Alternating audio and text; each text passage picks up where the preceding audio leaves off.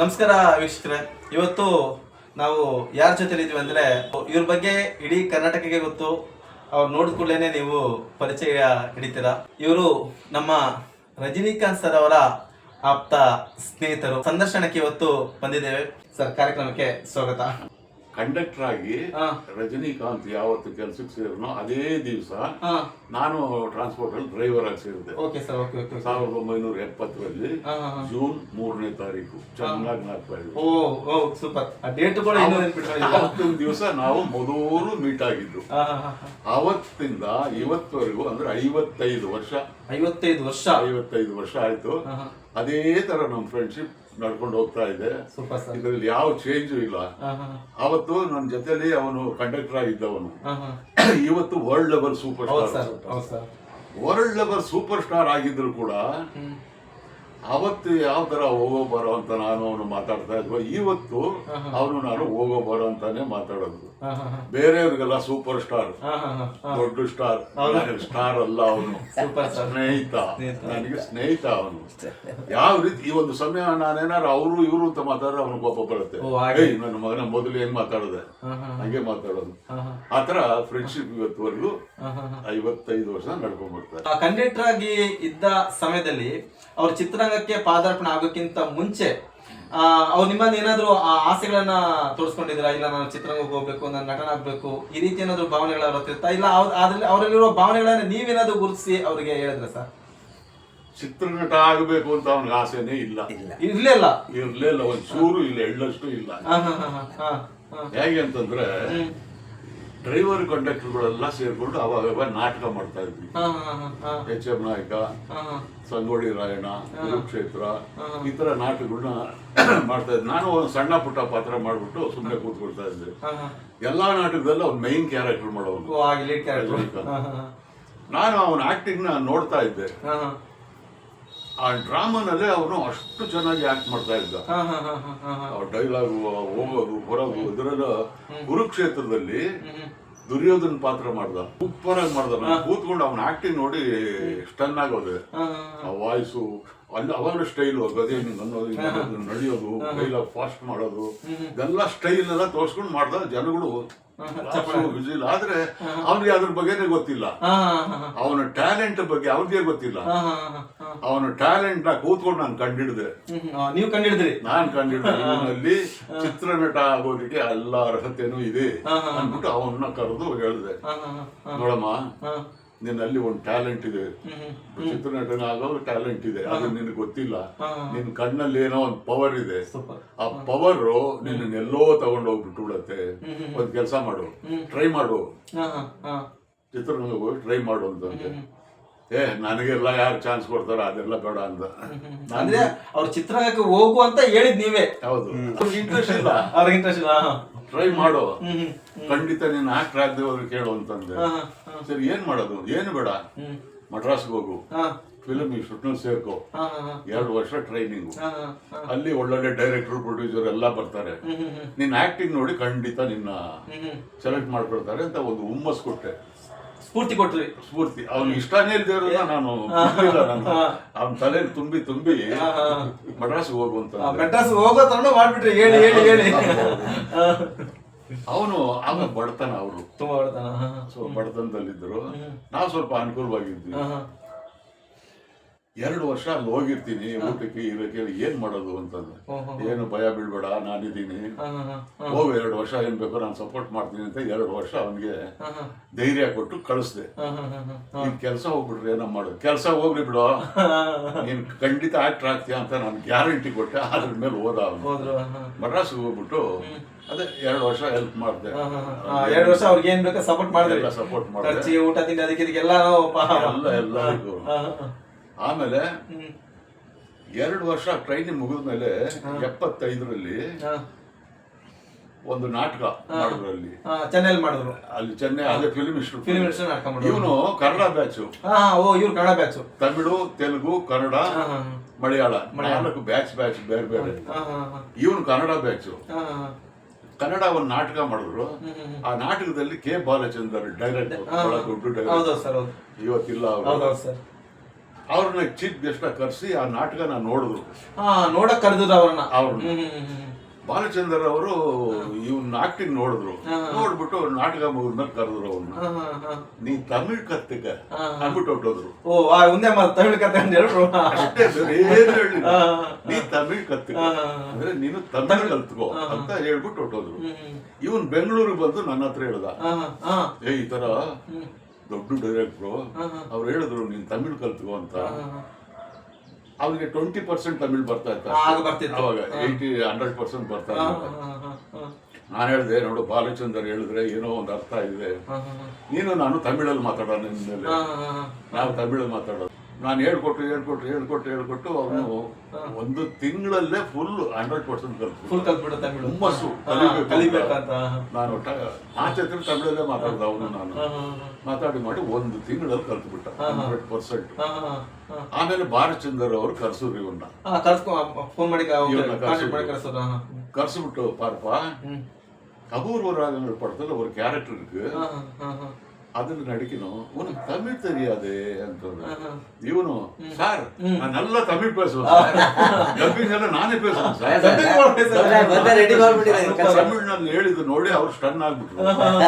ಒಂದ್ ತಿಂಗಳು ಮುಂಚೆ ಬರಲ್ಲ ಅನ್ನೋ ಏನ್ ವಿಷಯನ ಮಾತಾಡ್ತಾನೆ ಅನ್ನೋದು. ಅವ್ರಿಗೆ ಅಪೂರ್ವ ರಾಗಗಳು ಒಂದು ಕ್ಯಾರೆಕ್ಟರ್ ಕೊಡ್ತು. ನೆಕ್ಸ್ಟ್ ಮೂಂಡ್ರು ಮುಡುಚು ಅಂತ ಒಂದು ಪಿಕ್ಚರ್. ಅದಕ್ಕೆ ಮುಂಚೆ ಇವನ್ ಬಾಲಚಂದ್ರಗೆ ಏನೇನೋ ಸ್ಟೈಲ್ ಎಲ್ಲ ಮಾಡ್ತಾರೆ, ಸಿಗರೇಟ್ ಹಾಕೊಡೋದು, ತಿರ್ಸಾಕೋದು ಅನ್ನೋದು, ಟಕ ಟಕ ನಡೆಯೋದು, ಇದೆಲ್ಲ ಬಾಲಚಂದ್ರ ನೋಡ್ಬಿಟ್ಟು ಸರಿನಪ್ಪ ಮೂಂಡ್ರು ಮುಡುಚಲ್ಲಿ ನಿನ್ ಏನೇನ್ ಸ್ಟೈಲ್ ಬರುತ್ತೋ ಮಾಡು, ಫ್ರೀಡಮ್ ಬಿಟ್ಬಿಟ್ರು. ಅದ್ರಲ್ಲಿ ನೋಡಿ ಮಾಡ್ದ ಎಲ್ಲ ಸ್ಟೈಲು, ಯಾರು ಮಾಡದೆ ಇರೋ ಸ್ಟೈಲ್ ಎಲ್ಲ ಮಾಡಿ ಇದನ್ನ ನೋಡಿ ಜನಗಳು, ತಮಿಳ್ನಾಡು ಜನ ಎಲ್ಲ ಸ್ಟನ್ ಆಗ್ಬಿಟ್ಟು ಯಾರಪ್ಪ ಈ ನಟ, ಈ ತರ ಒಂದು ಆಕ್ಟಿಂಗ್ ನಾವು ನೋಡೇ ಇಲ್ವಾ ಎಲ್ಲ ಸ್ಟನ್ ಆಗ್ಬಿಟ್ಟು ತಗೊಳ್ಳಿ ಅವನಿಗೆ ಪಿಕ್ಚರ್ ಮೇಲೆ ಪಿಕ್ಚರ್. 24 hours ಶೂಟಿಂಗು, ಎಲ್ಲಿ ಟೈಮ್ ಸಿಗುತ್ತೋ ಅಲ್ಲಿ ಸ್ವಲ್ಪ ಹೊತ್ತು ನಿದ್ದೆ ಮಾಡೋನು. ಇಲ್ಲೂ ಮಲಗಿಬಿಡ್ತಾನೆ, ಇಲ್ಲೂ ಬಲಗಿದ್ದಾನೆ, ಇಲ್ಲಿ ಇದೇ ಈ ತರ ಶೂಟಿಂಗ್. ದೊಡ್ಡ ಸ್ಟಾರ್ ಆಗ್ಬಿಟ್ಟು, ದೊಡ್ಡ ಸ್ಟಾರ್ ಆಗಿ ಪದ್ಮಶ್ರೀ, ಪದ್ಮವಿಭೂಷಣ್, ದಾದಾ ಸಾಹೇಬ್ ಫಾಲ್ಕೆ ಎಲ್ಲ ಅವಾರ್ಡ್ ತಗೊಂಡ ಇವತ್ತು ವರ್ಲ್ಡ್ ಲೆವೆಲ್ ಸೂಪರ್ ಸ್ಟಾರ್ ಆಗಿದ್ದಾನೆ. ಆದ್ರೂ ಕೂಡ ಒಂದು ಚೂರು ಅಹಂಭಾವ ಇಲ್ಲ. ಅವನು ಹಳೇದನ್ನ ನೆನ್ಸ್ಕೊಳ್ತಾನ, ಅವ್ರ ಜೀವನ ಹೆಂಗಿದ್ವಿ ನಾವು ಅದನ್ನ ನೆನ್ಸ್ಕೊಂಡು ಇವತ್ತೆಷ್ಟೇ ಕೋಟ್ಯಾಧೀಶ್ವರ ಆದ್ರೂ ಕೂಡ ಅದನ್ನೆಲ್ಲ ಬದಿಗಿಟ್ಬಿಟ್ಟು ಆ ಬಡವನ್ ತರಾನೇ ಇವತ್ತು ನೋಡಿ, ನಾನು ಆರ್ಡಿನರಿ ಪರ್ಸನ್ ಅವನ ಮುಂದೆ. ಅವನು ನನ್ನ ಹುಡ್ಕೊಂಡ್ ಬರ್ಬೇಕಾದ್ದಲ್ಲ, ಅವನು ಎಲ್ಲಿದ್ದಾನೆ ಅಂತ ಅವನು ಹೇಳಿದ್ರೆ ನಾನು ಅಲ್ಲಿಗೆ ಹೋಗ್ತೀನಿ. ಆದ್ರೆ ಹೇಳಲ್ಲ ಅವನು, ಇಷ್ಟು ಗಂಟೆಗೆ ರೆಡಿಯಾಗಿರೋ ನಿಮ್ಮ ಮನೆ ಹತ್ರ ಬರ್ತೀನಿ ಅಂತಾನೆ. ಅಷ್ಟು ಎಲ್ಲಿದೆ ಹೇಳು, ನಾನೇ ಬರ್ತೀನಿ ಅಂತ. ಬೇಡ ಇರು ಅಂತಾನೆ. ಆ ಟೈಮ್ ಬರ್ತಾನೆ, ಅವನೇ ಬರ್ತಾನೆ. ಸೂಪರ್ ಸ್ಟಾರ್ ಇವತ್ತಿಗೂ, ಇವತ್ತು ವರ್ಲ್ಡ್ ಲೆವೆಲ್ ನಾವು. ಇವತ್ತಿಗೂ ನಮ್ಮನೆ ಹತ್ರ ಅವನೇ ಬಂದು ನನ್ ಕರ್ಕೊಂಡು ಹೋಗಿ ಎಲ್ಲೆಲ್ಲರಿಗೂ ಹೋಗ್ಬಿಟ್ಟು ಮತ್ತೆ ಅವನೇ ಡ್ರಾಪ್ ಮಾಡ್ಬಿಟ್ಟು ಹೋಗ್ತಾನೆ. ಆ ತರ ಒಂದ್ ನಿಯತ್ ಇಟ್ಕೊಂಡಿದ್ದಾನೆ. ನಿಜ ಸರ್, ದೊಡ್ಡ ಗುಣ ಸರ್. ಆ ತರ ಫ್ರೆಂಡ್ಶಿಪ್. ಖಂಡಿತ ಸರ್, ಖಂಡಿತ ಸರ್. ಅವ್ರು ಸೂಪರ್ ಸ್ಟಾರ್ ಆದ ನಂತರ ಅವ್ರದ್ದು ಕೆಲವು ಚಿತ್ರಗಳಲ್ಲಿ ಕೂಡ ನೀವು ಸಣ್ಣ ಪುಟ್ಟ ಪಾಠಗಳನ್ನ ಮಾಡ್ತಾ ಇದ್ರಿ, ಅಭಿನಯಿಸ್ತಾ ಇದ್ರಿ. ಪಾಠಗಳನ್ನ ಮಾಡುವಾಗ ಒಂದು ಚಿತ್ರದಲ್ಲೂ ಕೂಡ ಅವರೇ ಹೇಳಿದ್ದಾರೆ, ನಿಮ್ ಕ್ಲೋಸ್ ಫ್ರೆಂಡ್ ಯಾರ ತರ ರಾಜ್ಬೋದ್ ಅಂತ ಹೆಸರು ಕೂಡ ಬಂದಿರುತ್ತೆ. ಆ ಶೂಟಿಂಗ್ ಟೈಮ್ ಅಲ್ಲಿ ಇರ್ಬೇಕಾದ್ರೆ ಅವರೇ ನಿಮ್ಮನ್ನ ಕರ್ಸ್ಕೊಂಡ್ರ ಸರ್, ಬನ್ನಿ ಈ ತರ ಒಂದು ಪಾತ್ರ ಮಾಡ್ಬೇಕು ಅಂತ, ಇಲ್ಲ ಜೊತೆ ಅವ್ರ ಜೊತೆಲಿ ನೀವು ಟ್ರಾವೆಲ್ ಮಾಡ್ತಿದ್ರ? ನೋಡಕ್ ಹೋಗಿದ್ದೆ, AVM ಸ್ಟುಡಿಯೋನಲ್ಲಿ ಶೂಟಿಂಗ್ ನಡೀತಾ ಇತ್ತು. ಶೂಟಿಂಗ್ ನೋಡೋಣ ಅಂತ ಹೋಗಿದ್ದು, ವಿಚಾರ ಮಾಡಕ್ಕಲ್ಲ, ಅವನು ಕರ್ದಿದ್ದ. ಸರಿ ಕೂತ್ಕೊಂಡು ನೋಡ್ತಾ ಇದ್ದೆ. ಆ ಒಂದು ಕ್ಯಾರೆಕ್ಟರ್ನ ಡೈರೆಕ್ಟರ್ ಕೊಟ್ಟಿದ್ರು, ಡೈರೆಕ್ಟರ್ ಮಾಡೋ ತರ, KS ರವಿಕುಮಾರ್ ಕೊಟ್ಟಿದ್ರು, ಅವ್ರು ಮಾಡೋ ತರ, ಡೈರೆಕ್ಟರ್ ಮಾಡೋ ತರ ಇವನ್ ರಜನಿ ನಾನು ನೋಡ್ಬಿಟ್ಟು ಅದು ಒಂಥರ ಫ್ರೆಂಡ್ಶಿಪ್. ಅವನು ಹಾಕೋದ್ರೆ ರಿಯಲ್ ಬರುತ್ತೆ ಅಂತ ಡೈರೆಕ್ಟರ್ಗೆ ಬೋಡ್ಲಮೆ ಸರ್ ಸರಿ ಅನ್ಬಿಟ್ಟು ಆವತ್ತು ನನಗೆ ಆಕಸ್ಮಿಕವಾಗಿ ನಾನು ಏನು ಇದ್ದಕ್ಕಿದ್ದಾಗ ಸರಿ ಡೈಲಾಗ್ ಎಲ್ಲ ಕೊಟ್ಟರು. ನೋಡ್ದೆ ನೀನು ಏನಿಲ್ಲ, ಡೈರೆಕ್ಟರ್ ಹೆಂಗೆ ಹೇಳ್ತಾರೆ ಅದು ಮಾಡು ಅಂತ. ಸರಿ ಅದೇ ತರ ಕೊಟ್ರು, ಮಾಡಿದ್ರಿ. ಮಾಡಿದೆ. ಒಂದು ಸಾಂಗ್ ನಲ್ಲೂ ಬರೋದು ಆ ತರ ಈ ತರ ಮಾಡಿದ್ದು. Okay sir. ಅದಕ್ಕೆ ಮುಂಚೆ ಬಳ್ಳಿ ಅಂತ ಒಂದು ಪಿಕ್ಚರ್ ತೆಗೆದು 84 ಫಿಲ್ಮ್ ಇನ್ಸ್ಟಿಟ್ಯೂಟ್ ಹುಡುಗರೆಲ್ಲ ಸೇರ್ಕೊಂಡು ಅದು ಮಾಡಿಸಿದ್ದು. ಅದರಲ್ಲೂ ಒಂದು ಮಿಲಿಟರಿ ಮ್ಯಾನ್ ಕ್ಯಾರೆಕ್ಟರ್ ಮಾಡಿದ್ದು. ಆಮೇಲೆ ಚಂದ್ರಮುಖಿನಲ್ಲಿ ಒಂದು ಸಾಂಗ್ ಸುಮ್ನೆ ರಿಪೀಟೇ ಅಂತೀನಿ ಅಷ್ಟೇ, ಅದು ಫೇಮಸ್ ಆಗೋಯ್ತು. ಅದು ಮೂವರು ಹೇಳ್ತಾರೆ. ಫಸ್ಟ್ ಡೈರೆಕ್ಟರ್ ಹೇಳ್ತಾರೆ, ಮೂರನೇದು ನಾನು. ಜನ ಎಲ್ಲ ಯಾರಿದು? ಅವ್ರು ಡೈರೆಕ್ಟರ್ ಪ್ರೊಡ್ಯೂಸರ್ ಗೊತ್ತು, ಏನು ಸೆಂಟ್ರಲ್ ಮಿನಿಸ್ಟರ್ ಅಂತ ಒಂಥರ ಇದಾಗೋಯ್ತು. ಆಮೇಲೆ ಪ್ರಭುನ್ ಕೇಳಿದ್ರು, ಪೇಪರ್ನವ್ರು ಪ್ರಭು ಅವ್ರ ಪಿಕ್ಚರ್ ಶಿವಾಜಿ ಗಣೇಶ್. ಹೌದು ಸರ್. ಇಬ್ರು ಹೇಳಿ ಸರಿ, ಮೂರನೇದು ಯಾರು? ಇವತ್ತು ಸೂಪರ್ ಸ್ಟಾರ್ ನಮಗ್ ಕೊಟ್ಟವ್ರು ಅವರು ಇಲ್ಲ ಅಂದ್ರೆ ಸೂಪರ್ ಸ್ಟಾರ್ ಇಲ್ಲ ಅಂತ ಅವರು ಹೇಳಿದ್ರು. ಅದೆಲ್ಲ ಪೇಪರು ಇದರಲ್ಲೆಲ್ಲ ಬಂದ್ಬಿಡ್ತು. ಸುಮ್ನೆ ಒಂದ್ ಸೆಕೆಂಡ್ ರಿಪೀಟೇ ಅಷ್ಟೇ, ಇನ್ನೇನು ಇಲ್ಲ. ರೀಸೆಂಟ್ ಆಗಿ ಯಾವತ್ತು ಮಾತಾಡಿದ್ರಿ ಸರ್ ರಜನಿ ಸರ್ ಹತ್ರ?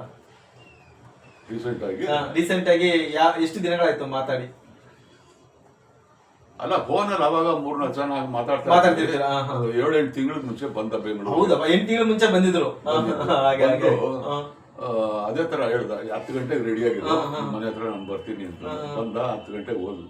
ಅಲ್ಲಿಂದ ರಾಮಕೃಷ್ಣ ಆಶ್ರಮ ಅಂತ ಇದೆ, ಅವನು ಪ್ರೈಮರಿ ಸ್ಕೂಲ್ ಅಲ್ಲೇ ಓದಿದ್ದು. ಅಲ್ಲೇ ವೇದಾಂತಗಳು ಶಾಸ್ತ್ರ ಅದೆಲ್ಲ ಕಲ್ತಿರೋದು. ಇವತ್ತು ವೇದಾಂತ ಮಾತಾಡ್ತಾನೆ, ವೇದಾಂತ ಹಾಡು ಸಾಂಗ್ ಎಲ್ಲ ಹೇಳ್ತಾನೆ. ಅಲ್ಲಿ ಹೋಗೋಣ ಅಂತ ಅಲ್ಲಿ ಹೋದ್ವಿ. ಆಶ್ರಮದೊಳಗೆ ಹೋಗಿ ಅಲ್ಲಿ 1 ಅವರ್ ಮೆಡಿಟೇಷನ್ ಮಾಡ್ಕೊಂಡು ಕೂತ್ಕೊಂಡ್ಬಿಟ್ಟ. 10:40 11:40 ಕೂತ್ಕೊಂಡ್ಬಿಟ್ಟು ಮೆಡಿಟೇಷನ್ ಮಾಡ್ದ. ಸರಿ, ಅಷ್ಟೊತ್ತಿಗೆ ಜನ ಎಲ್ಲ ಬಂದ್ರು, ಟಕ ಫೋಟೋ ತೆಗೆದ್ರು. ಸರಿ ನಡಿ ಹೋಗೋಣ. ನಾವು ಕೆಲಸ ಮಾಡಿದ್ವಲ್ಲ ಡಿಪೋ, ಆ ಡಿಪೋ ಹೋಗೋಣ ನಡಿ ಅಂತಂದ. ರೀಸೆಂಟ್ ಆಗಿ ಈಗ 8 ತಿಂಗಳಿಂದ ನೋಡಿ. ಸರಿ ಅಂತ ನಡಿ ಹೋಗೋಣ ಅಂದ್ವಿ. ಜಯನಗರ 4ನೇ ಡಿಪೋ ಇರೋದು. ಸರಿ ಅಲ್ಲಿ ಹೋದ್ವಿ. ಅಲ್ಲಿ ಹೋಗಿದ ತಕ್ಷಣ ಡ್ರೈವರ್ ಕಂಡಕ್ಟರ್ಗಳೆಲ್ಲ ತುಂಬ್ಕೊಂಡ್ಬಿಟ್ಟು ಅಲ್ಲಿ ಅವ್ರ ಫೋಟೋ ಗೀಟು ಅದು ಅಲ್ಲೆಲ್ಲ. ಅಷ್ಟೊತ್ತಿಗೆ ರೋಡ್ನಲ್ಲಿ ಹೋಗೋರೆಲ್ಲ ಬಂದ್ಬಿಟ್ಟು ಮಾರುವೇಷದಲ್ಲಿ ಹೋಗಿರ್ಲಿಲ್ಲ ಅವಾಗ. ಆಮೇಲೆ ಹೆಂಗೋ ನಾವೆಲ್ಲಿ ಓಡಾಡಿದ್ರು ಮಾರುವೇಷದಲ್ಲೇ ಓಡಾಡೋದು. ಅಲ್ಲಿ ರಿಯಲ್ ಆಗಿ ಹೋದ್ವಿ. ಸರಿ ಜನ ಎಲ್ಲ ಸೇರಿದ್ರು. ಸರಿ ಫೋಟೋ ಅಲ್ಲಿಂದ ತಪ್ಪಿಸ್ಕೊಂಡ್ ಬಂದ್ಬಿಟ್ವಿ. ನಾವು ಇಲ್ಲಿ ಎಲ್ಲೆಲ್ಲಿ ಹೋಗಿದೀವಿ ಅಂತ ಟಿವಿಲಿ ಬರ್ತಾ ಇದ್ದೆ. ಹೆಂಗ್ ಗೊತ್ತು? ರಾಜ್ ಹೋದ್ರು, ಮನೆಗೆ ಹೋದ್ರು, ಅಲ್ಲಿಂದ ಇದಕ್ಕೆ ಹೋದ್ರು ರಾಮಕೃಷ್ಣ ಆಶ್ರಮ. ಈಗ ಅವರು ಡಿಪೋದಲ್ಲಿ ಇದ್ದಾರೆ ಅಂತ. ರಜನಿಕಾಂತ್ ರಾಜ್ ಹೋದ್ರು ಮನೆಗೆ ಹೋಗ್ತಾ ಇದ್ದಾರೆ ಅಂತ ಹೇಳ್ಬಿಟ್ಟು ಎಂಡು. ಅದು ಹೇಳಿದ ತಕ್ಷಣ ಇಲ್ಲಿ ಒಂದು 8-10 ಜನ ಬಂದಿದ್ದಾರೆ ಈ ತರ ಕ್ಯಾಮ್ರಾ. ನಾವು ಬರಕ್ ಮುಂಚೆನೆ ಬಂದಿದ್ದಾರೆ. ಸರಿ ಅಲ್ಲಿ ನಿಲ್ಲಿಸ್ದ, ಅವ್ನು ಹೊಟ್ಟೋದ.